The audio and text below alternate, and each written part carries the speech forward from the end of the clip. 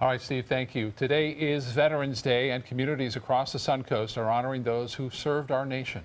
ABC 7's Kate Flexter tells us how one neighborhood is thanking World War II veterans for their service. In just an hour, 6 veterans will be honored right here at Village Walk, part of just a handful of surviving World War II veterans. On Veterans Day, Peter DeMar's kitchen table is covered in documents. To an outsider, it's just paper, but for him, each one is a vivid memory. At just 17 years old, he was a seaman in the Navy during World War II. I didn't know what I was getting into.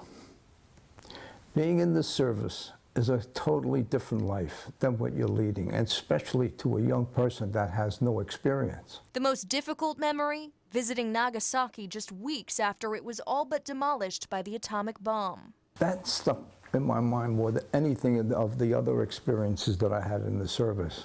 What he remembers the most is talking to the Japanese people that managed to survive. Even though they were supposed to be the enemy, I'm looking at that young lady in a kimono, that's my enemy, you know. Thousands of miles east in Germany, 19-year-old Private Edward Stackhouse was fighting the war on another front and ran into trouble in combat. All of a sudden, all hell broke loose.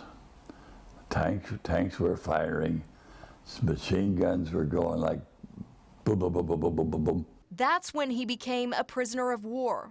All he could think, he says, is of his family back home in Chicago who received this telegraph. My dad was broken up real bad.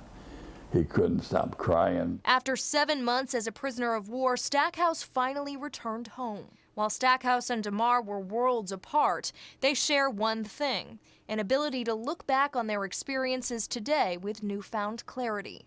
Sometimes you don't think about those things till you get to be my age and you're retired, and then those thoughts and everything start to appear, and they start to have a meaning, a feeling for one another. At tonight's ceremony, each veteran will be receiving a signed letter from Governor Rick Scott. In Sarasota, Kate Flexter, ABC 7, your Suncoast News.